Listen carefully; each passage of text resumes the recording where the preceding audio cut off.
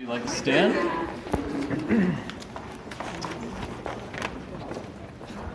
Right.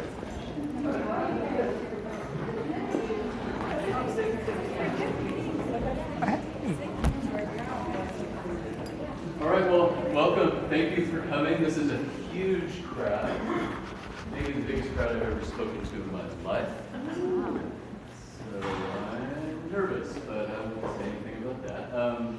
I just thought I'd talk about the process that I went through in order to come up with this project. I'm kind of a slow person. I don't really know what I'm doing when I'm doing it, so it takes me a while to understand grad school and all the help I get in grad school from the great faculty here and members of my cohort, all the ideas that come from being able to be in conversation, the time afforded to figure out what I'm doing, made this project exist.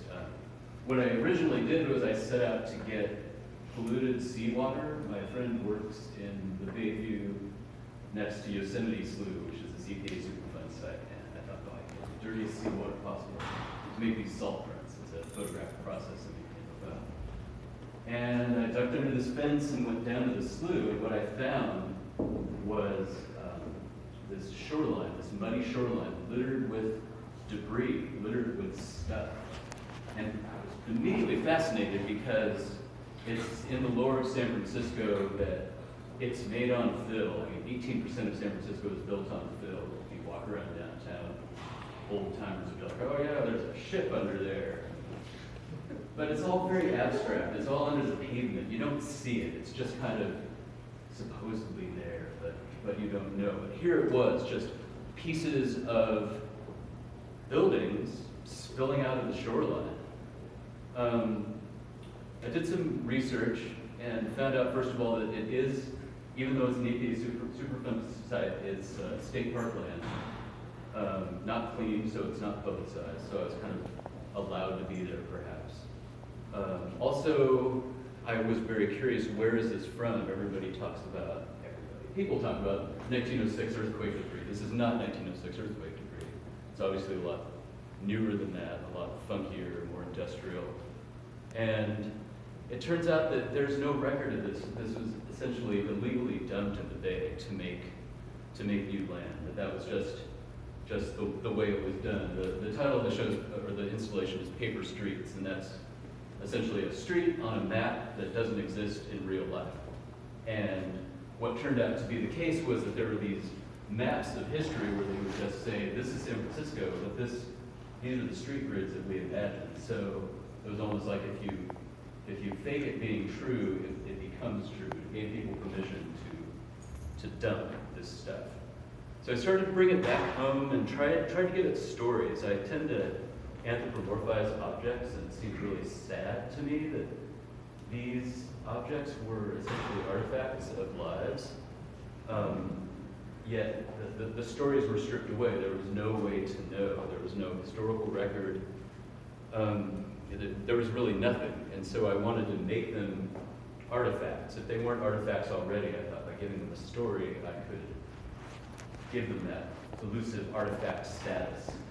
And so I started transferring photos onto some of these objects, either my own photos, images of oil industry infrastructure, because it was implicated, the oil industry is implicated in the pollution, the sea level rise that's going to threaten this land. But it didn't quite sit right. I wasn't really sure what to make of it. And then I ended up, because I was going to the SF Public Library where they have this massive archive of historical photographs, and the archivist took an interest in my project. And she said, well, in the basement there are these boxes of San Francisco Redevelopment Agency documents from Butchertown. Butchertown? What's that? And so I got them. I was like, well, that's interesting. It's not exactly where I'm studying. So this area is between Candlestick Point and Hunters Point in the city. Butchertown was on the north side of Hunters Point. And it was this district of light industry, slaughterhouses, animals, live animals in the city, like cows and sheep, neighborhoods. I mean, anything you might see in a neighborhood. Not really today's San Francisco, but that was San Francisco in those days.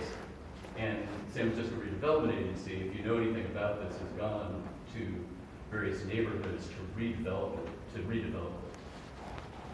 It's been pretty much disastrous for most places it's happened to, where they prove this blight, then they seize your property with eminent domain, like the government can seize anything that they want to if they can demonstrate that it's in the public good to do that.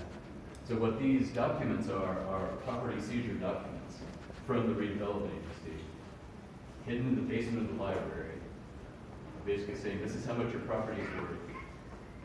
We're going to take it, and that's what they did in the 60s, late 60s, early 70s, and it's just like, it's devastating. Like I was devastated when I saw it because it's just pictures of people working and living. It's like this document of this neighborhood, but just taken for, not to show this neighborhood, but taken to destroy it.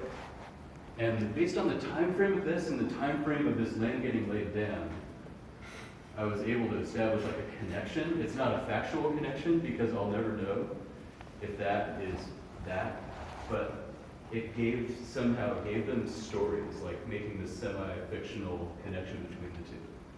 So maybe this neighborhood lives on in this, so this became this, and this became this.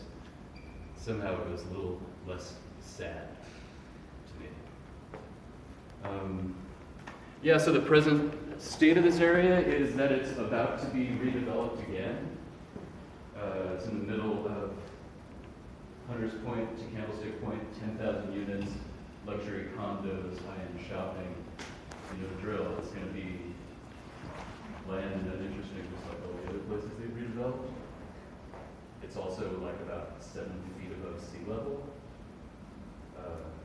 So that's, yeah, it's real. Some of these, like these maps are old maps and new maps as well, like the Lennar Corporation, who's spearheading all this development. It has some of their maps in there. And then just cut across, it's just like present moment map slicing across with the fill that I found every few steps along the shoreline. The last thing I'll say is that there's a sound piece, and if you bring your earphones in, you can listen to the sound piece and walk around. It's a sound piece about walking, essentially, and kind of takes you into the present moment as well. Yeah, that's it. Any questions?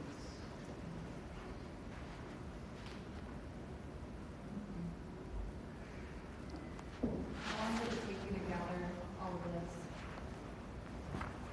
I've been working on this since about the beginning of last year, and yeah, I was just like lug back to it.